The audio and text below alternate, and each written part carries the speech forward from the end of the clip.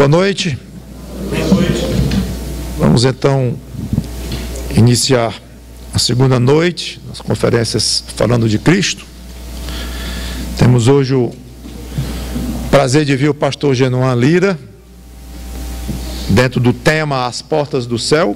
Ele vai desenvolver as duas palestras sobre um só subtema, que é a vida no céu.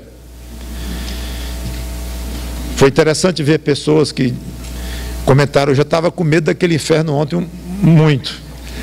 E o pastor Valnei soube colocar de maneira muito agradável e dura, mas sem afetação quanto aos horrores do inferno, mas também sem fugir nada realmente de tudo de ruim, de terrível que a Bíblia ensina sobre o inferno. E a nós crentes resta agradecer a Deus por ter nos livrado de lá. Mas Ele nos livrou de lá para levar para onde? Agora que Ele vai dizer. Ninguém sabe nada disso. Hoje Ele vai revelar tudo sobre o céu. Vamos orar ao nosso Deus. Santo Deus, nosso bom Pai, que está no céu. Obrigado por este lugar misterioso, espetacular, que nos aguarda. Obrigado pelas revelações que a Tua Palavra contém sobre o céu. Obrigado porque nós podemos ter, nós crentes, certeza absoluta que iremos para o céu. É só questão de se informar mais do que já está revelado. Informar mais é o que nós vamos fazer hoje. E pensar mais no céu enquanto estamos aqui é o que nós vamos então explorar amanhã. Toma conta dessas duas palestras. Obrigado pelo tempo que o teu servo Genoan dedicou ao estudo deste assunto e que tenhamos um ensino útil para nossas vidas, nós crentes, e aqueles que porventura não foram ainda tocados pelo teu Espírito Santo, que sejam com estas palestras para que se tornem também um habitante do céu, que tu sejas glorificado em tudo que foi dito aqui, em nome do Senhor Jesus Cristo, amém. Deus abençoe.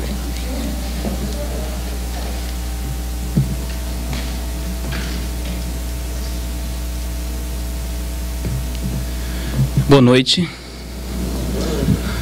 Satisfação para mim, alegria poder mais uma vez participar da conferência falando de Cristo no seu 8º ano e conhecendo um pouco a história de como tudo começou. De fato, eu, pastor Mauro, pastor Almir, tínhamos um plano de fazer algo dessa natureza, juntando os três. Brigamos na primeira reunião, foi na segunda.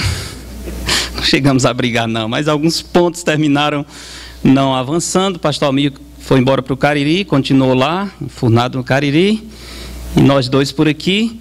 Mas interessante que o Senhor fez nascer 2 produtos daqueles encontros. Conferência de Volta aos Princípios, que agora completou 10 anos, surgiu a partir dali. Conferência falando de Cristo começou também a partir dali. Graças a Deus que usa às vezes os imprevistos, as dificuldades e faz a sua glória aparecer para um futuro que nós nunca imaginamos, exatamente o que Ele gostaria. Então, a satisfação para mim de poder participar. Não sou o pai da criança, mas sou o padrinho, vamos dizer, né? Estou ali por perto. Falar sobre o céu é algo interessante e desafiador. Eu gostaria muito que Deus usasse esse tempo para abrir diante dos irmãos as maravilhas do céu, que nós não ganhássemos apenas informações, mas ao contemplar o céu, ao considerar as realidades celestiais, nós pudéssemos ganhar santidade, compromisso, dedicação ao Senhor. O tema é a vida no céu. O único problema é que não sei se nós vamos chegar na vida no céu. Tem tanta coisa para preparar a vida no céu que talvez nós vamos preparar e deixar marcado para a próxima, tá? Mas vamos tentar ir até onde podemos. Tenho as notas que vocês receberam, eu tenho o PowerPoint para tentar ajudar um pouco, espero que ajude, às vezes mais atrapalha, se não for bem feito, fui eu que fiz, então se tiver problema eu assumo, mas espero que sirva para nos orientar, pelo menos, nos pensamentos sobre o céu. Vamos orar mais uma vez, pedir a bênção do Senhor. Senhor nosso Deus, querido Pai, queremos dar graças a Ti pela bênção desse momento. Dar graças a Ti, Senhor, porque não chegamos aqui sem o Senhor. Suas mãos nos acompanharam, Seu Espírito nos iluminou, o Senhor nos fortaleceu, a Sua palavra esclareceu os nossos pensamentos e nos deu um rumo, nos apresentou verdades maravilhosas que devem aquecer o nosso coração. Queremos pedir, Senhor, a direção, a companhia do Teu Santo Espírito, agindo de maneira poderosa, intensa, sobre todos nós, convencendo-nos da Tua verdade, levando-nos, Senhor, ao arrependimento, e pensamos sobretudo naqueles que estão conosco, ou que estarão, que ainda não têm certeza da vida eterna com Cristo. Que o Senhor use esse tempo hoje à noite para abrir os seus corações, que as suas almas desejem o céu e eles busquem satisfazer esse desejo na pessoa do Senhor Jesus. Pedimos que nos acompanhe, desde já agradecemos por tudo que o Senhor tem preparado. Em nome de Jesus. Amém. Parte inicial, gostaria de pensar sobre o pensar no céu. Antes de entrar diretamente na vida no céu, vamos pensar um pouco sobre as reflexões acerca do céu. Primeiro, respondendo à pergunta, por que pensar no céu? Convido para lermos Colossenses capítulo 1, versos de 1 a 4. Colossenses capítulo 1, versos de 1 a 4. Desculpe, capítulo 3, é isso mesmo. Colossenses 3, 1 a 4.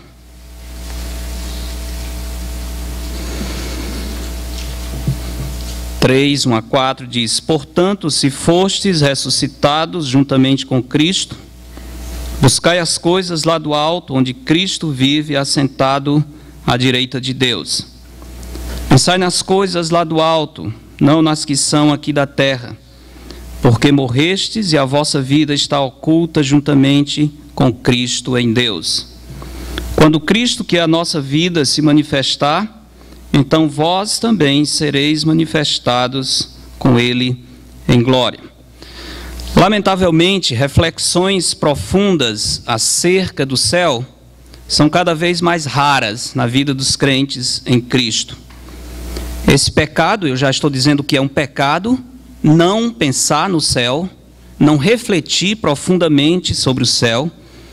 Esse pecado não pode ser tido como algo simples, como nenhum pecado é, nenhuma coisa natural, pois além dos vários motivos para pensarmos seriamente no céu, há uma necessidade. A Bíblia nos manda pensar nos céus.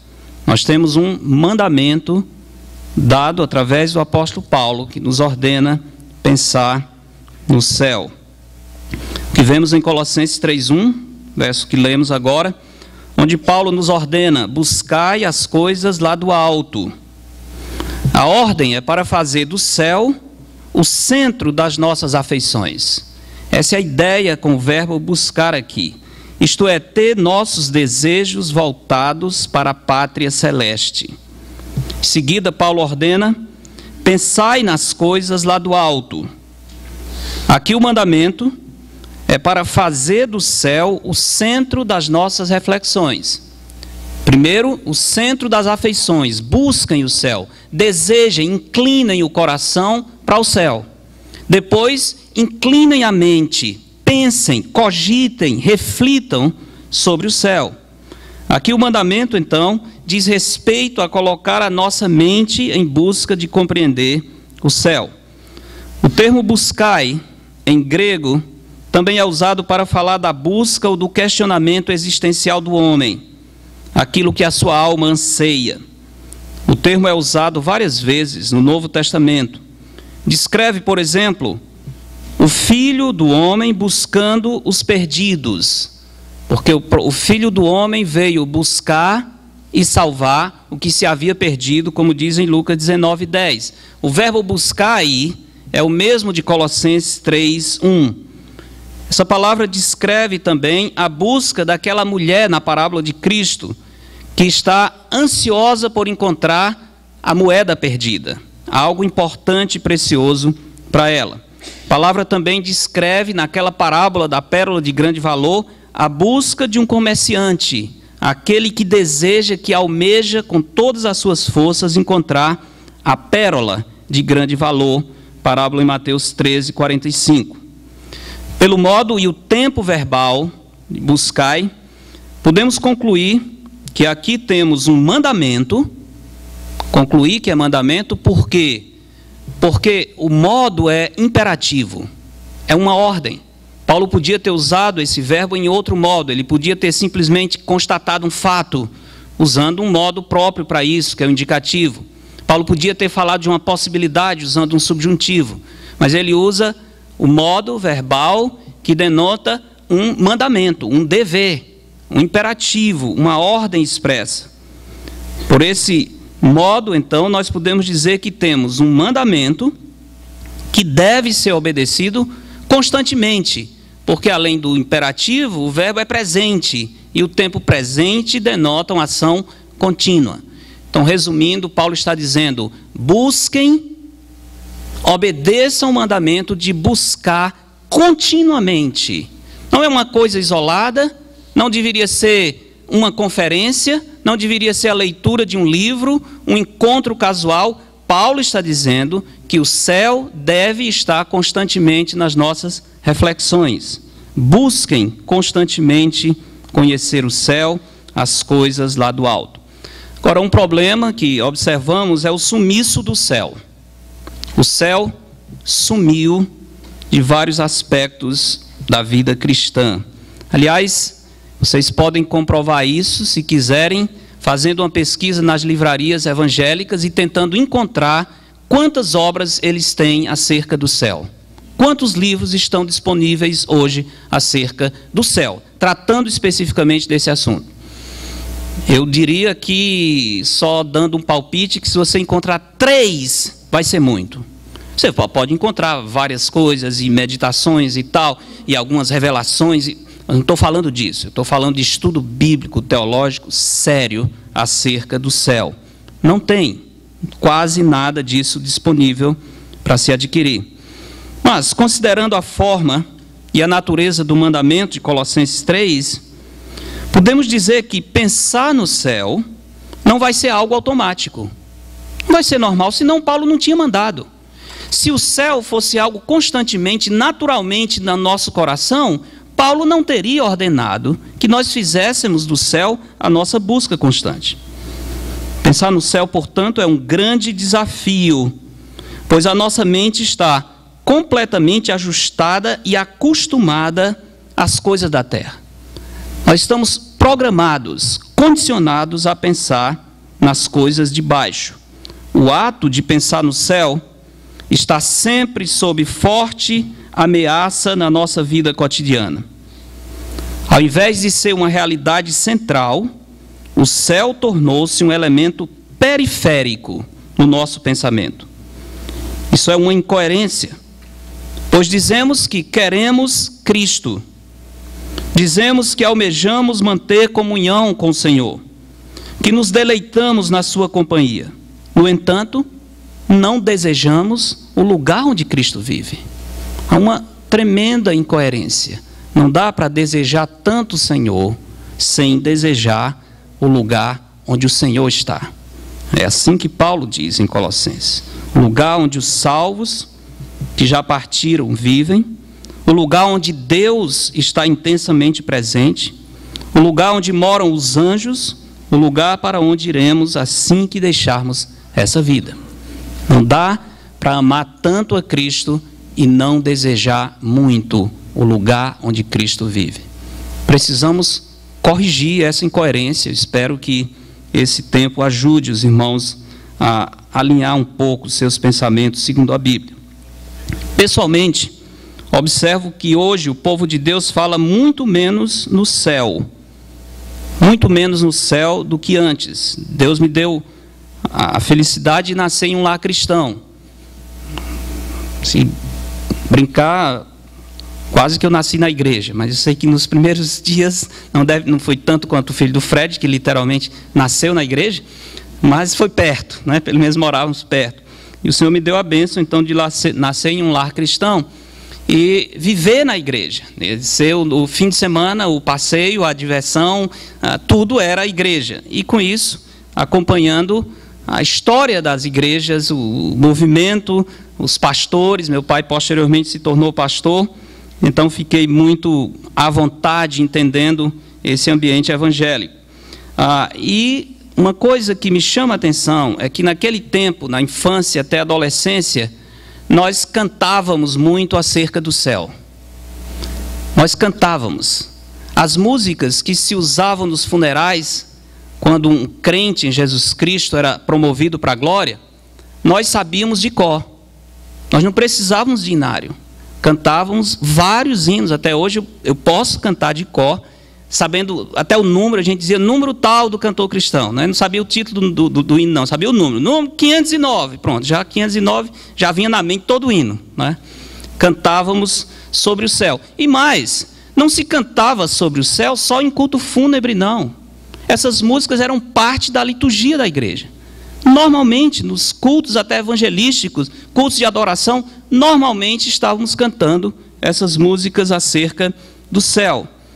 Felizmente, não é o caso hoje. Tínhamos naquele tempo uma vantagem, pelo menos por muito tempo era uma grande vantagem, que nós não tínhamos muita opção de hinários e músicas, nós tínhamos o cantor cristão. Então era o nosso hinário. Você tinha que ir lá. Sendo um hinário bem elaborado, organizado, as músicas estão por temas. Então você tinha uma seção de músicas acerca do céu. E nós conhecíamos e cantávamos essas músicas. Quando um crente era promovido para a glória, a igreja já sabia todas essas músicas. Aliás, eu até trouxe algumas dessas para relembrar com vocês aqui, pelo menos o título. De fato, eu queria cantar um pouco, né? Relembrar. Se você sabe cantar comigo, vai denunciar um pouco a sua idade e, tá, vamos dizer assim, é que você tem tempo de fé. Você não é tão velho quanto eu. Mas eu estou vendo que tem alguns, mais ou menos aqui da minha faixa. A despeito de não termos música, tem um músico encomendado para chegar, mas deve estar no meio do caminho, até o final do culto ele deve chegar. Mas eu queria relembrar alguns desses cânticos aqui. Eu acho que no final tem a letra ali, por favor. Lá no fim do arquivo tem os slides. Só para os irmãos lerem, pelo menos. E os que não conhecem, se deleitarem um pouco com essas músicas, canções que nos inspiravam, nos animava, nos dava alegria de pensar nas mansões celestiais. Por exemplo, um cântico que nós cantávamos muito tinha o título Lá no Céu. Quem lembra do cântico Lá no Céu? Não precisa ter vergonha, não. Se disser que eu conheço, vai dizer que eu sou velho. Não, você não é velho, não. Você é maduro, né? Você tem conhecimento que Deus deu. Lá no céu. Era o cântico 504 no Cantor Cristão. Tá? 504 no Cantor Cristão. Para provar, eu trouxe até o Cantor Cristão aqui, para ninguém dizer que eu estou inventando. Esse cântico é maravilhoso. São 4 estrofes. Vamos cantar 2 estrofes. Vamos arriscar. Vamos arriscar cantar 2 estrofes desse cântico Lá no Céu. Só para os mais novos poderem entender o que perderam, que estão perdendo. Me acompanhem os que conseguirem. Há um lar muito feliz lá no céu, onde não há tristeza nem dor, onde os salvos irão habitar na presença do seu Salvador. Lá no céu, há um lar muito feliz lá no céu. Lá no céu, lá no céu, há um lar muito infeliz lá no céu. Tenho amigos fiéis lá no céu, que desfrutam o gozo da luz, já venceram os males daqui, e lá cantam louvor a Jesus. Lá no céu, tenho um lado infeliz lá no céu. Lá no céu,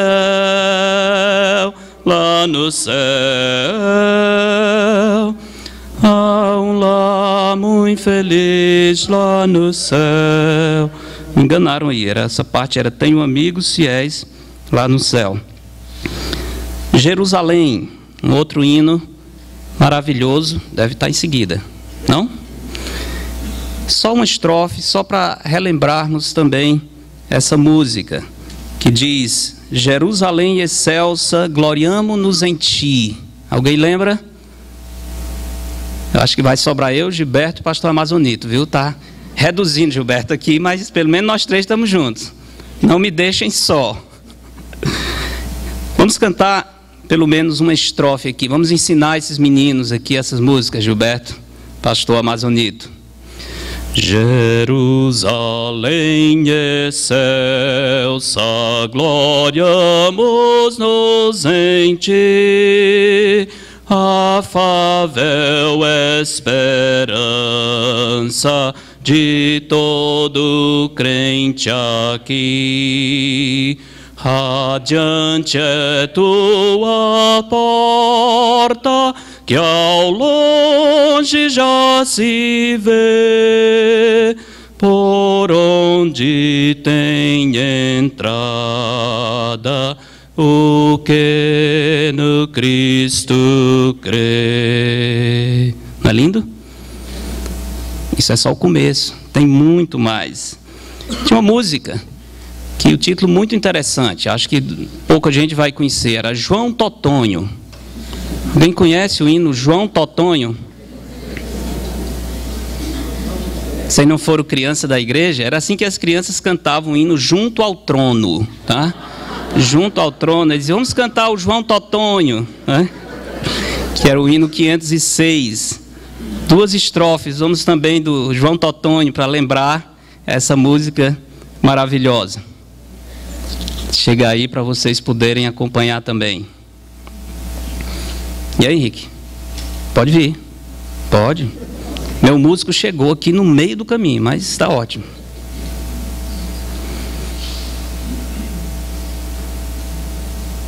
Puxa, eu vim para a pregação, pastor, vai só cantar? Não, isso é só o começo, tenha calma. Vamos cantar mais 10 músicas e depois a gente segue, né? Nada demais. Hã? Por enquanto não, mas na outra vez a gente será. Vamos assim mesmo. No final eu vou ensinar uma música para vocês, mas aí vamos ter ligado o som, tá certo? Tá perdoado que ele estava com a esposa no hospital e então não vou nem acusá-lo não. Junto ao trono de Deus preparado, tens, cristão, um lugar dado a ti. Quantos sabem esse? Melhorou mais uns 2. Aqui, Anderson.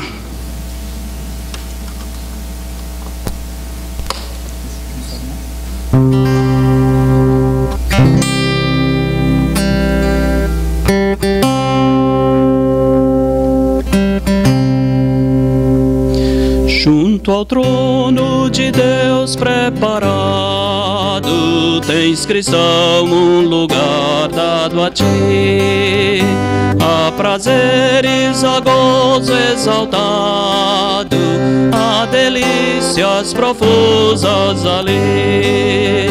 Sim, ali, sim, ali, os anjos fiéis rodeados, cercado de glória e de luz, junto a Deus já te espera Jesus. Não nos podem da terra os encantos dar ideia do gozo dali. No mundo os prazeres são tantos, são prazeres que passam aqui,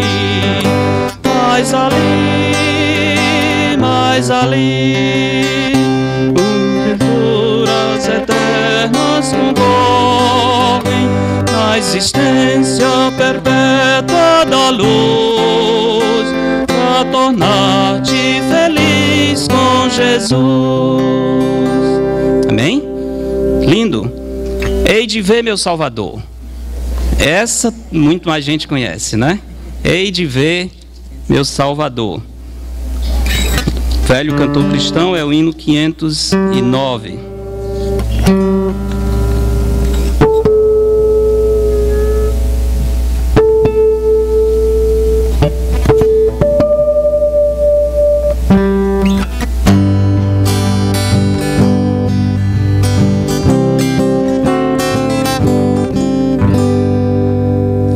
Dali da terra real, quando já do rio além, nessa vida tão gloriosa me encontrar. Sei que lá meu Redentor finalmente eu hei de ver, e com hinos e louvor hei de o saudar. Hei de ver meu Redentor, redimido junto dele eu hei de estar. Hei de ver Salvador, os sinais dos cravos hei de contemplar. Tá muito baixo, mais um tom alto, mais assim.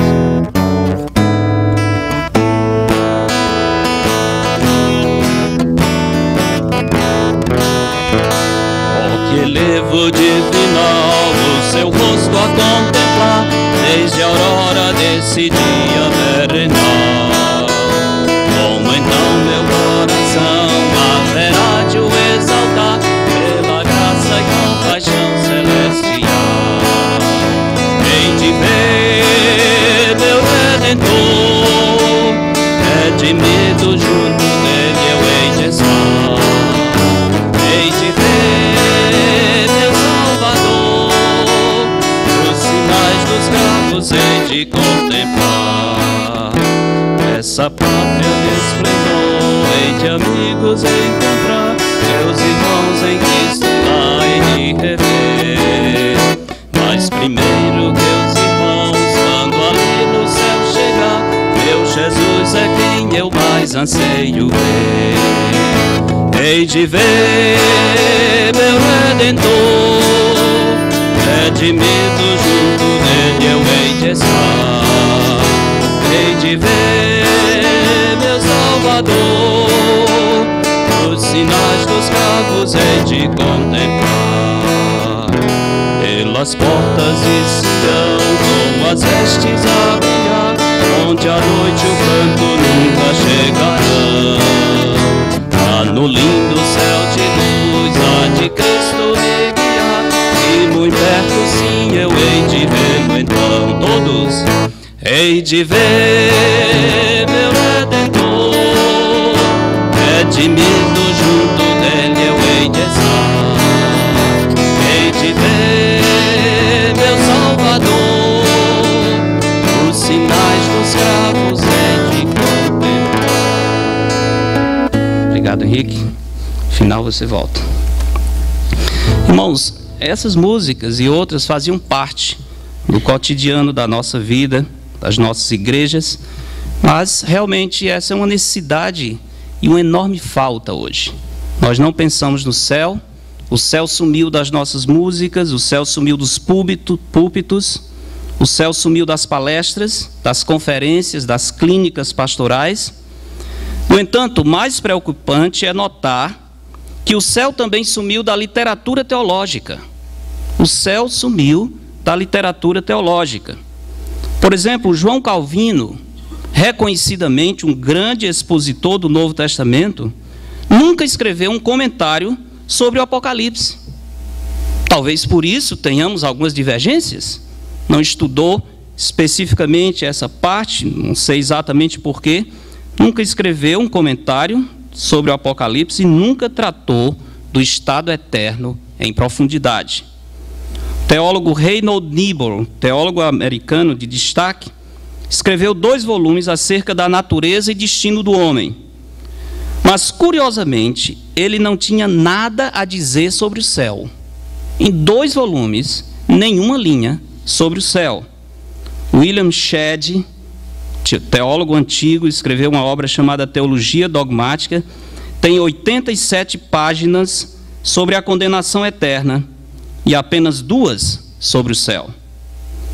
Na sua obra de 900 páginas, chamada Grandes Doutrinas da Bíblia, Martin Lloyd-Jones, que é um grande pregador, foi um marco certamente na história moderna do cristianismo, mas na sua obra dedicou menos de 2 páginas ao tema do estado eterno e da nova terra. Curioso isso demais. 900 páginas, não teve 2 páginas sequer tratando sobre o céu. O céu sumiu da literatura teológica, isso é preocupante. Louis Berkhoff, que é uma obra também de referência, na sua obra Teologia Sistemática, traz 38 páginas sobre a criação, 40 páginas sobre batismo e comunhão, 15 sobre o estado intermediário, mas traz apenas 2 páginas sobre o inferno e 1 sobre o estado eterno no céu. Preocupante isso. Devemos lembrar que essas obras foram e ainda são referências nos estudos teológicos dos seminários, onde se preparam os pastores. Isso talvez explique, pelo menos em parte, o sumiço do céu das pregações, dos púlpitos. Nós não temos nas nossas obras teológicas tratados profundos sobre o céu. Não estudamos no seminário. É raro, tive a satisfação de ter um professor de teologia que falava do céu. Eu lembro muitas vezes na aula, quando ele estava apresentando o céu, nós terminávamos com vontade de morrer, muito, né? Quase cometia com suicídio coletivo, porque era tão bom ouvir sobre o céu, e terminava a aula, a gente ficava pensando, o que é que eu estou fazendo aqui, se Deus tem um lugar tão maravilhoso para mim. Felizmente, a história também mostra que em determinadas épocas, especialmente épocas de reavivamento espiritual, épocas de sofrimento, em geral, em épocas de grande provação, a Igreja de Cristo fala sobre o céu. Em épocas de perseguição, os crentes pensam mais no céu. À medida que a vida vai ficando confortável, nós vamos tendo mais para consumir, nos acostumamos com a terra e fazemos da terra nossa pátria. Talvez uma grande bênção seria termos menos para pensar mais no céu, a mansão celeste que o Senhor tem para nós. Mas na história da igreja, por exemplo, da igreja primitiva, quando o Império Romano estava perseguindo os crentes, fazendo muitos deles mártires, nós temos o relato de como eles pensavam no céu e como eles ansiavam pela presença do Senhor Jesus Cristo. As inscrições nas catacumbas romanas atestam esse fato. Algumas delas: em Cristo, Alexandre não está morto, mas vive. Estava lá em cima, na catacumba de um desses cristãos. Outra dizia: esse vive com Cristo. Interessante o relato de um historiador grego chamado Aristides, do ano 125 depois de Cristo, que ele, escrevendo a um amigo, explicando o sucesso e o crescimento do cristianismo, ele dizia o seguinte: se um justo entre os cristãos passa deste mundo, eles se regozijam e dão graças a Deus, envolvem seu corpo com cânticos e ações de graças, como se ele estivesse sendo levado de um lugar para o outro. Eles não tinham esperança. Na filosofia grega, romana, na religião greco-romana, não tinha esperança nenhuma. E esse historiador se admira porque um crente morria e ele diz: eles cantam, eles se alegram. É como se ele estivesse mudando de um lugar para o outro. E de fato, certa vez, vendo a agenda de um dos nossos professores, Tomé Wilson, até vou mencionar há pouco, ele tinha uma agenda de telefone e um missionário havia morrido. Um dia eu estava na sua sala procurando um telefone e eu encontrei, no nome daquele missionário que tinha morrido, ele tinha escrito assim: foi transferido para o céu. É a mesma ideia. Não morreu, não deixou de existir, ele mudou de endereço. Não adianta ligar porque ele não vai atender o telefone. Ele está agora em outro endereço. Nesse mesmo espírito viveram alguns servos do Senhor no passado, tais como Jonathan Edwards, grande pregador do século XVIII, pregador puritano, que escreveu algumas resoluções. Ele é famoso pelas suas famosas, conhecidas resoluções, que ele começou a escrever quando tinha perto de 20 anos de idade. Não era uma coisa de uma pessoa já velha, já ancião, perto da morte, não. Cedo ele começou a escrever algumas definições, resoluções, alguns compromissos que ele iria fazer com Deus para o resto da vida. Entre essas resoluções, uma diz: resolvi tudo fazer como faria caso já tivesse experimentado toda a felicidade celestial e todos os tormentos do inferno. Escreveu isso em 8 de julho de 1723. Como eu disse, eu tive a felicidade de conviver com homens que amavam e que amam o céu, que mostravam sua expectativa alegre em saber que a vida estava passando, ao mesmo tempo em que essa passagem da vida não era lamentada como uma perda, mas como uma alegria por saber que cada dia era um dia mais perto do Senhor. Ontem o pastor Valnei falou algo muito sério e verdadeiro. Alguém sem Cristo, cada dia que passa é um dia mais perto do inferno. O crente em Cristo dormiu hoje. Quando acordarmos amanhã, nós vencemos mais um dia que nos aproxima do Senhor. Subimos um degrau a mais. Devemos acordar felizes. Senhor, muito obrigado. Mais um dia foi vencido naqueles que o Senhor determinou para mim. Esse dia eu não preciso mais sofrer na terra. É um a menos no calendário que me aproxima de Cristo. Eu lembro, certa vez, estávamos comemorando o aniversário do nosso professor Tomé Wilson. Não lembro a idade, mas não era tão novo. Na comemoração que os alunos faziam lá no hall de entrada no antigo seminário, Dona Eveline fez um bolo, que essa era a parte mais importante, né? Seminarista vendo o bolo ficava doido, né? Ela fazia sempre um bolo, tal. Era a salvação. E então comemos o bolo e um aluno, um espírito mais poético, resolveu fazer uma poesia e dizer algumas palavras tocantes para o professor velho e tal.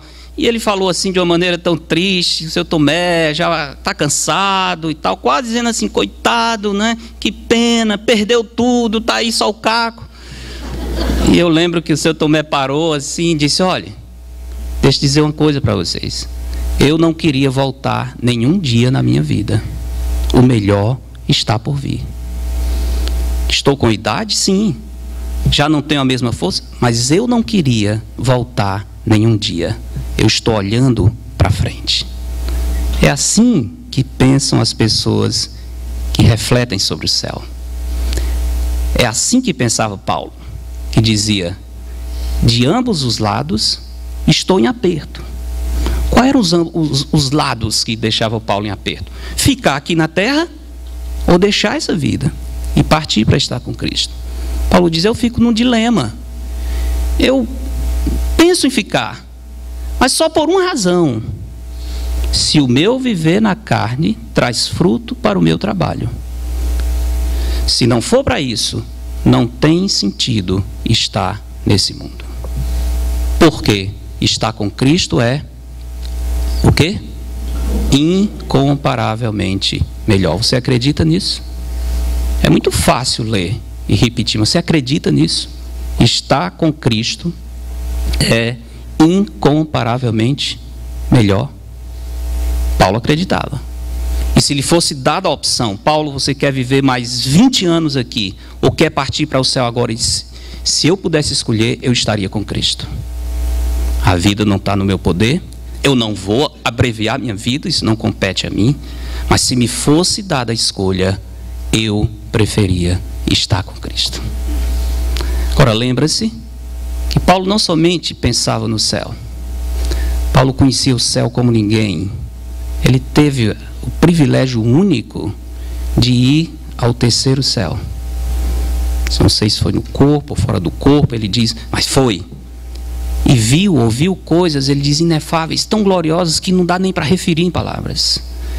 Alguém que foi ao céu e voltou, não quer mais viver na terra.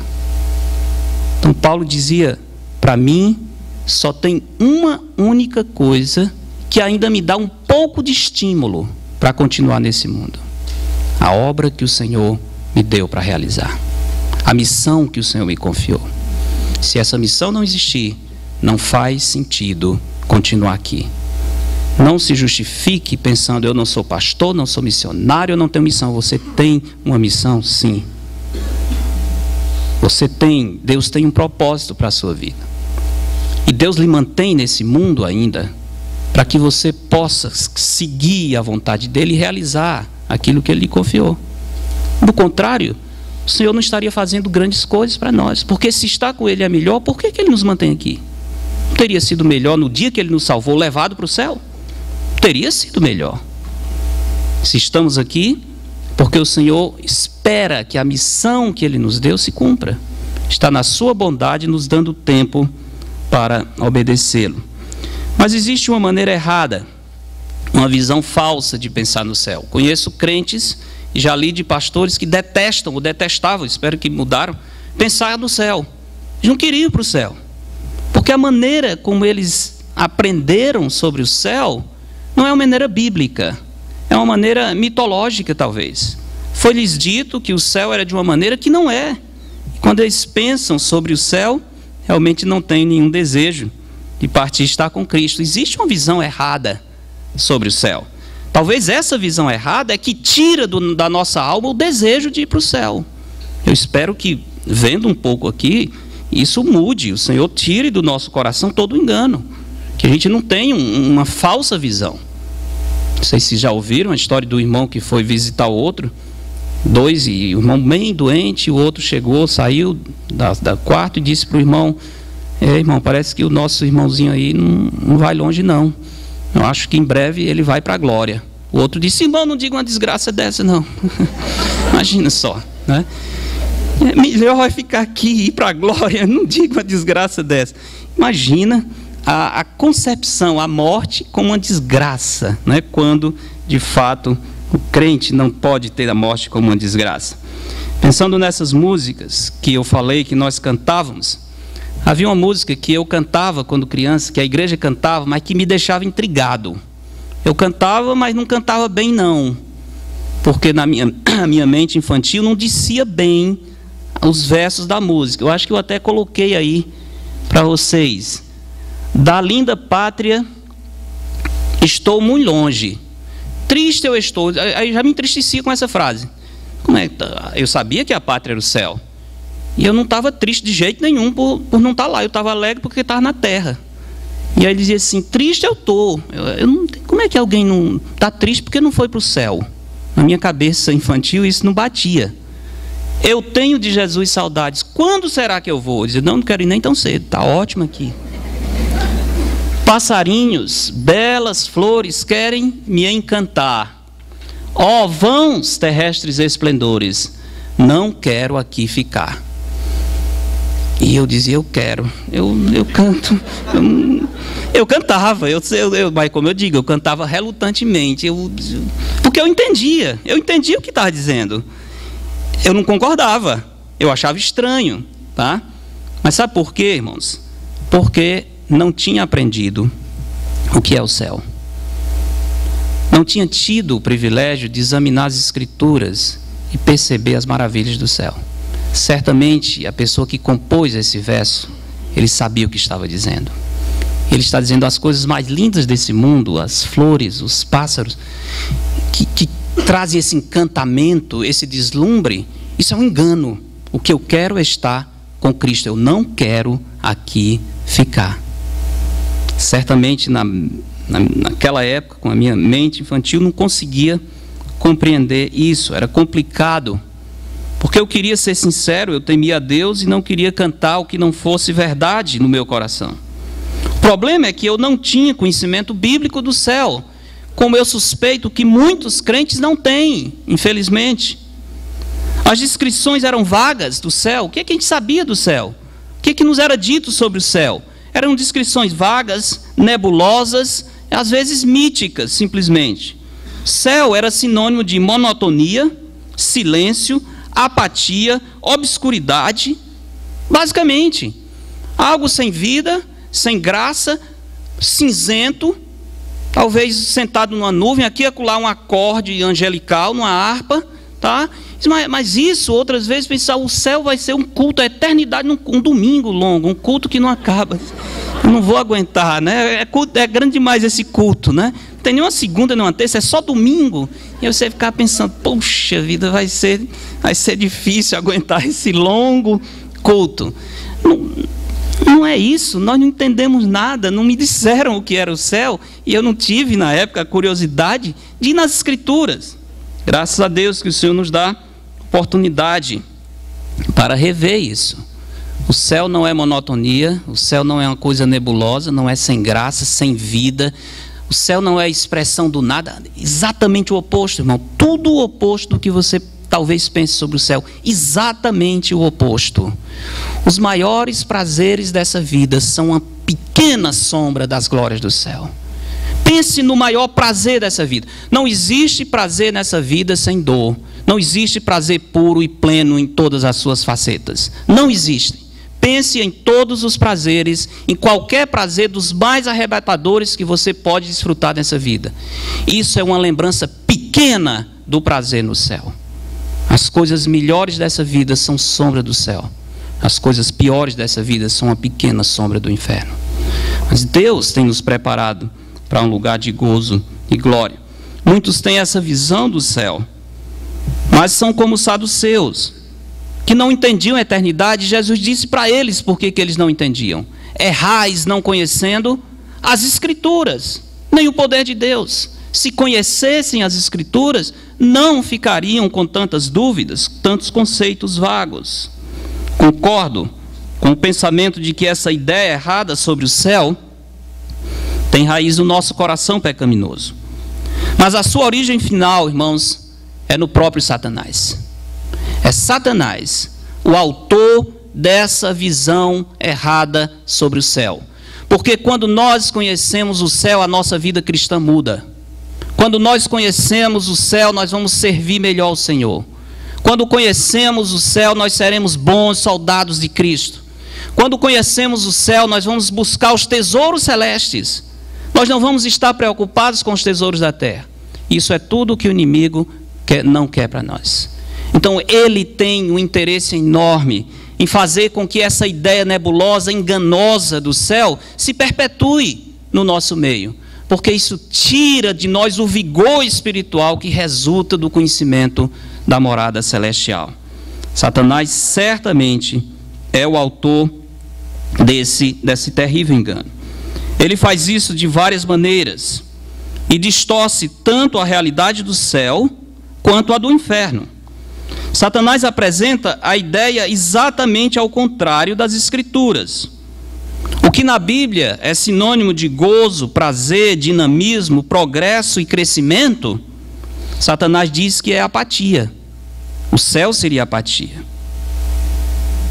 E o inferno, que nas Escrituras é sinônimo de miséria, dor, trevas, solidão, desespero, Satanás apresenta como um lugar animado, cheio de liberdade para o desfrute dos prazeres pecaminosos, um lugar com muita música, com muitas risadas, centenas de pessoas sentadas em mesas, bebendo, entre um drink e outro, contando as suas aventuras na terra, se divertindo num lugar cheio de alegria, cheio de vida, cheio de prazer, cheio de pecado.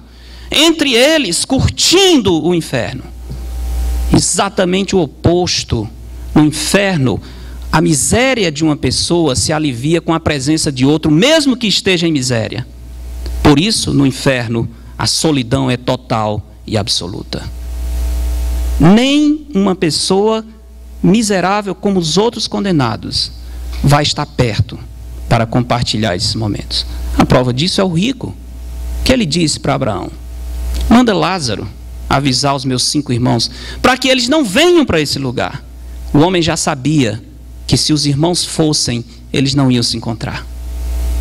Ele se encontrando teria pelo menos um prazer, uma alegria, mas ele já estava em absoluta solidão.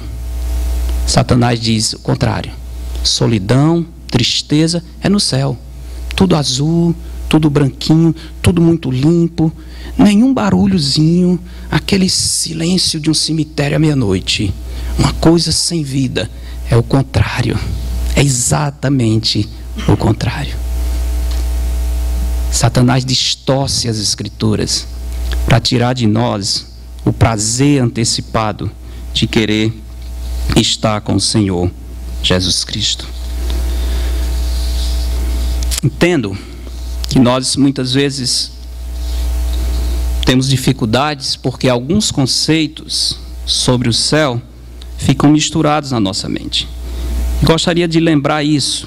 Nós precisamos compreender a diferença entre os dois céus, o céu presente e o céu eterno. Deixe-me explicar.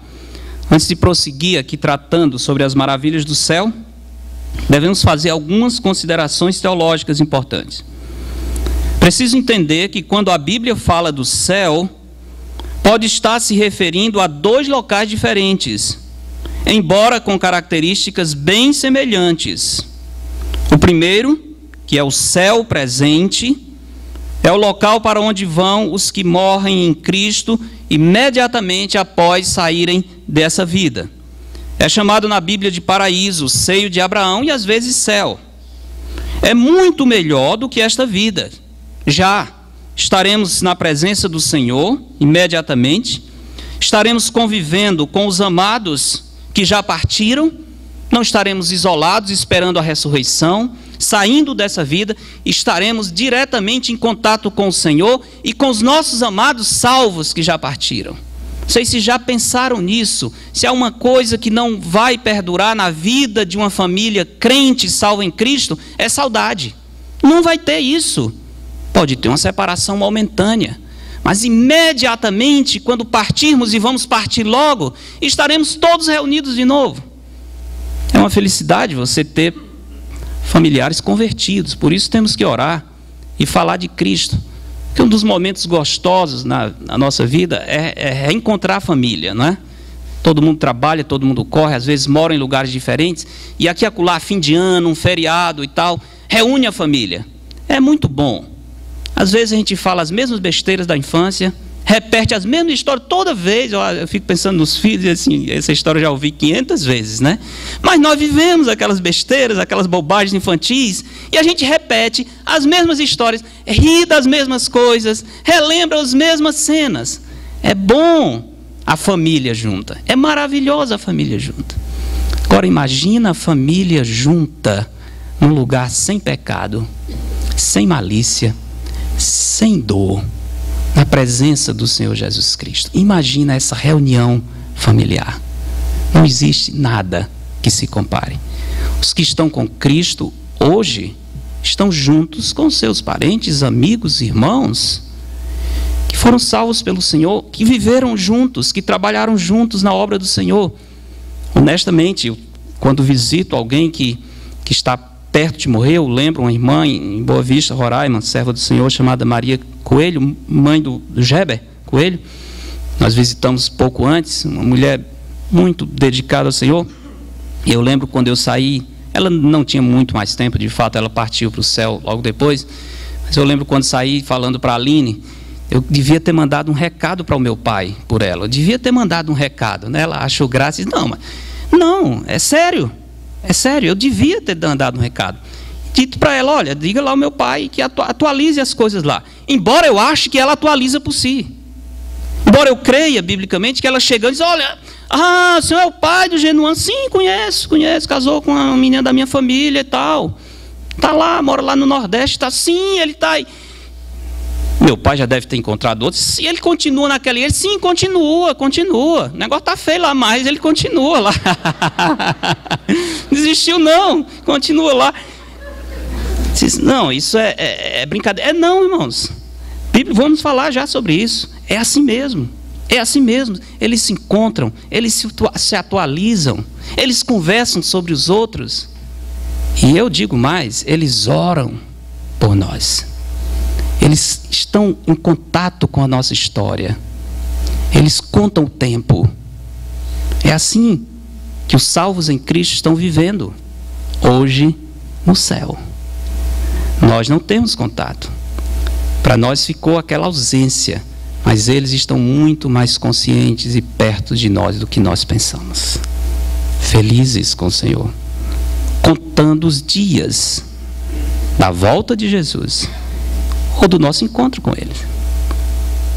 Imagina, então, pensar numa reunião familiar dessa natureza.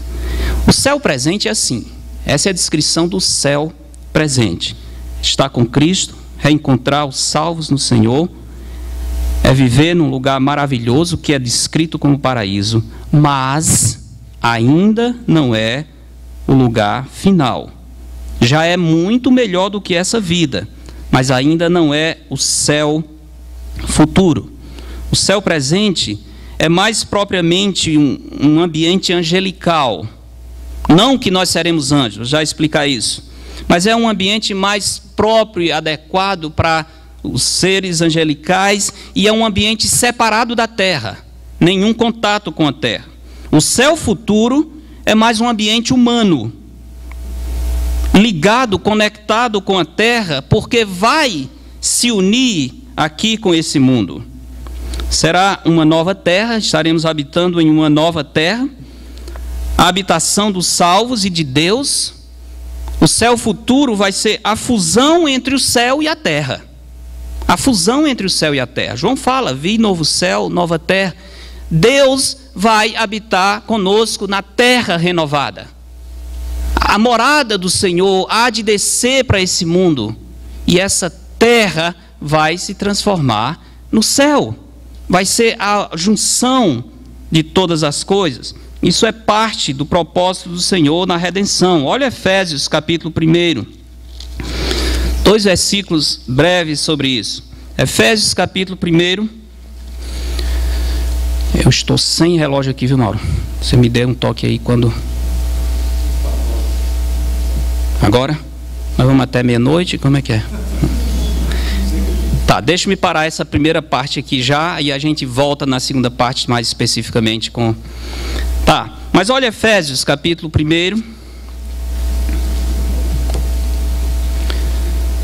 Verso 9 diz, desvendando-nos o mistério da sua vontade, segundo o seu beneplácito que propuseram em Cristo, de fazer convergir nele. É maravilhoso, não dá para a gente estudar isso agora, mas fazer convergir nele, isso é em Cristo, na dispensação da plenitude dos tempos, todas as coisas, tanto as do céu como as da terra. Vá a 1 Coríntios capítulo 15.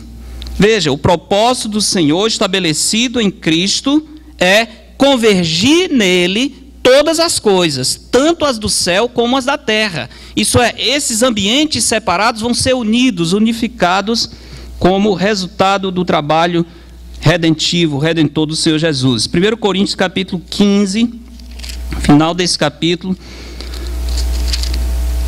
na verdade, um pouco antes do final, o apóstolo Paulo fala sobre o que vai ser o futuro. No verso 27, ele diz, porque todas as coisas sujeitou debaixo dos pés.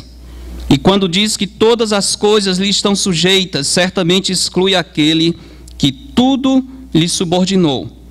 Quando, porém, todas as coisas lhe estiverem sujeitas, então o próprio Filho também se sujeitará àquele que todas as coisas lhe sujeitou, para que Deus seja tudo em todos. Isso é o estado eterno, isso é o estado final, onde o céu futuro será essa terra renovada com a nova Jerusalém descendo para ser o centro dessa habitação maravilhosa. Lembre-se disso, o crente serve melhor a Cristo quando vive a alegre e certa expectativa de que o melhor está por vir.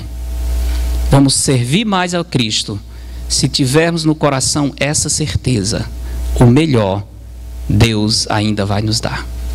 Temos sido abençoados de muitas maneiras. Temos recebido do Senhor graça sobre graça, não podemos negar isso. Mas o melhor Deus ainda não nos deu. Está no nosso futuro. Não precisamos pensar no que ficou, não precisamos lamentar o que passou. Nosso prêmio está adiante. Voltar nem um dia, seguir sempre ao encontro do Senhor. Amém?